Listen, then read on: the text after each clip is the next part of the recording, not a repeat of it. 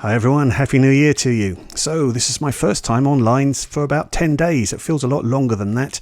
But yeah, so my first video of 2024. Just want to say Happy New Year to everyone. Hope you all enjoyed your Christmas, your New Year. For me, Christmas time, I didn't really watch any Christmas themed movies, but I did go back to an old favourite, which was The Great Escape. I watched this on Boxing Day. I absolutely love this film. So when I was a kid, movies such as The Great Escape, The Sound of Music, they were always on around Christmas time. So for me, I very much think of this as a Christmas movie, even though it has no Christmas theme. But yeah, absolutely fantastic film. I never tire of watching this. It's just a real comfort movie. So yeah, fantastic performances. I really enjoyed seeing it again. This is the Criterion Laserdisc. I'll just show you there. But getting on to the new year, I just want to mention a few films that I've been watching lately, and in fact a few sort of double bills if you like, so let's just get into some of those. So first up on New Year's Day, this was my first watch of the year, and it was The Wonderful World of the Brothers Grimm. This is a 1962 film, and the restoration that has been done on this is absolutely extraordinary. This is a film that was filmed in Cinerama, which is a 3-screen process designed to sort of give a whole wraparound feeling and fill your field of vision when you're in the cinema. And it's just absolutely incredible. So you can watch this in a letterboxed format, or you can watch it in what's called the smile box format, which causes a curvature on the screen at the bottom and the top. But once you get used to that curvature, believe me, that's the only way to watch this. And it just looks incredible. The amount of detail in the image in this Blu-ray was just phenomenal. In fact, for me, this is probably the best quality Blu-ray I have seen. Admittedly, I don't have loads and loads of 4Ks like many of you do, but yeah, the restoration work that was put into this was just phenomenal. Now, I would pair this with How the West Was Won, which is the other feature film that was made in the Cinerama format. I mean, Cinerama was used for sort of documentary type features or travelogue type features, but these are the only two films that were really made telling a narrative story. And yeah, I mean, I got this Blu-ray of How the West Was Won several years ago, and this was amazing in the smile box format as well. But I think the quality of the restoration work on this one just surpasses How the West Was Won. I mean, like I say, this is incredible to look at. The absolutely stunning imagery and a really enjoyable story. Now, the storytelling on this one is a bit haphazard, I suppose, so that does affect perhaps some of the enjoyment of the film, but there are marvellous set pieces in this, including some dance numbers, a very enjoyable fight with a dragon by Terry Thomas, and some great use of stop motion animation, another use of stop motion animation on some elves that are helping a cobbler. So yeah, several great scenes in this. Really thoroughly entertaining, but like I say, you will be gobsmacked by the quality of the visuals in this. Really great movie. Now, next pairing, I don't know how many of you may have had the opportunity to see the 100 Years of Olympic Films box set that was put out by Criterion. It's a really fantastic set. Included in that set is the Leni Riefenstahl's very famous filming of Olympia, which was the filming of the 1936 Berlin Olympics, which she filmed in 2 parts. And the reason I'm mentioning this is that it was the 1936 Olympics that included the famous running race that was done by Jesse Owens. And so yes, just the other day I watched the Jesse Owens story. This one came out in 1984. It's a near 3-hour movie, and it stars Dorian Harewood as Jesse Owens. Really enjoyed this. I've always really liked Dorian Harewood as an actor, and this is perhaps his most significant role.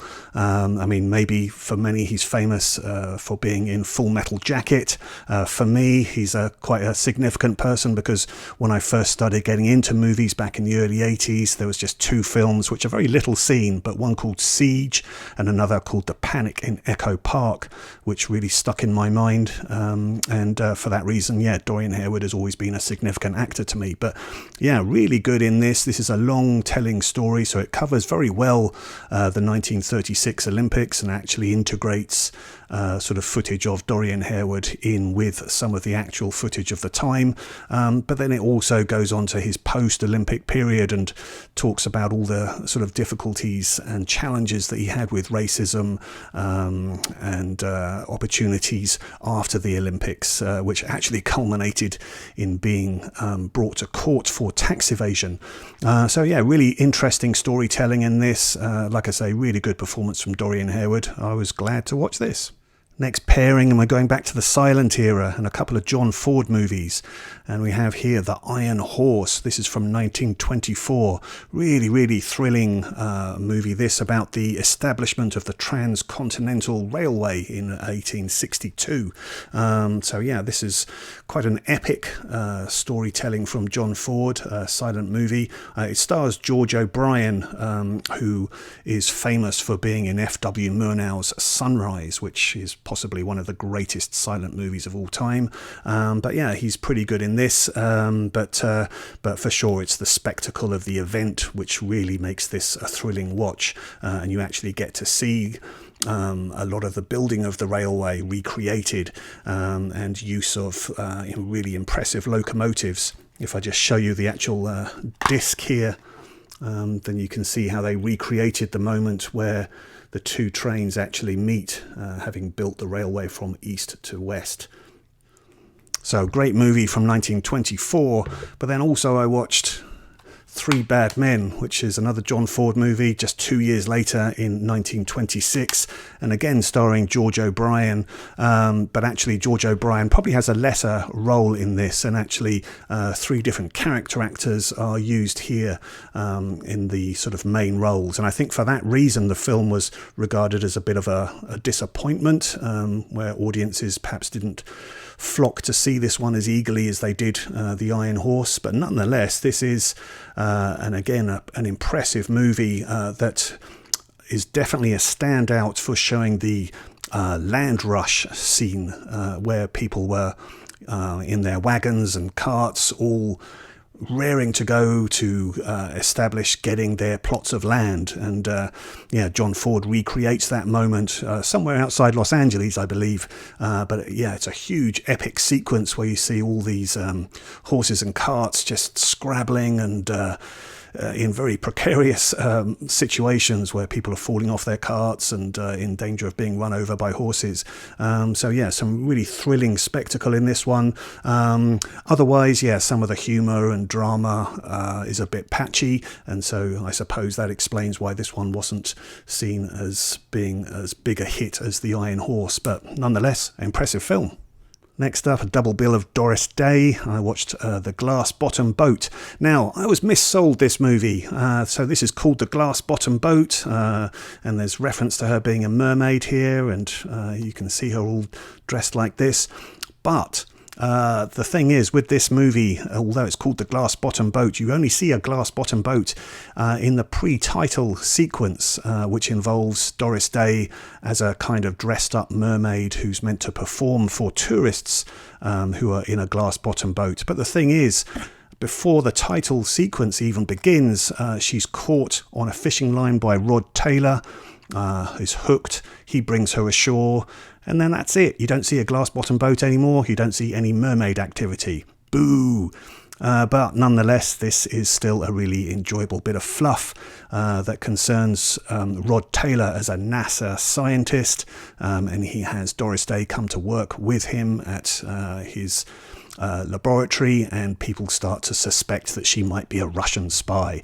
It's all very, very silly, but it is just good, lightweight fun. And then I paired this, and actually thanks to Roger Kirby for reminding me I had this DVD, but yeah, this is It Happened to Jane, which stars Doris Day with Jack Lemmon. And again, this is just an enjoyable bit of fluff.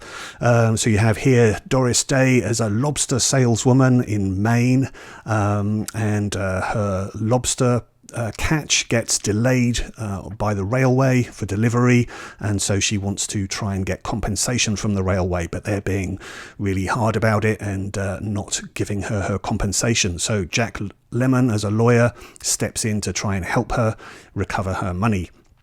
Yeah, again, just a really enjoyable, lightweight movie, all filmed actually in Connecticut. So you've got some really gorgeous locations here, and again, a lovely use of an old steam locomotive as well.